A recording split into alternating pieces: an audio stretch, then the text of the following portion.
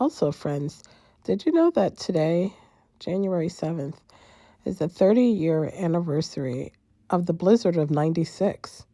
Remember the blizzard? Good times, right?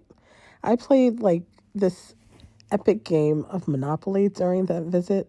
I was with my friend Hope and some other people at her apartment in University City.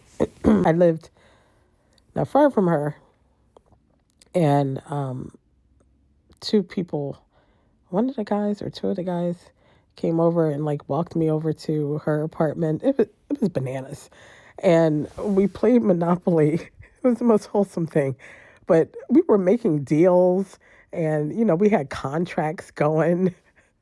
It was crazy. The best big game of Monopoly ever.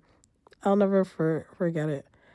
And then the next day, somehow they walked me back to my apartment.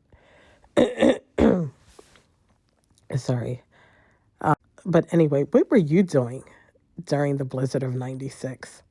Did you play Monopoly? I bet you it wasn't as epic as my game. Let me know.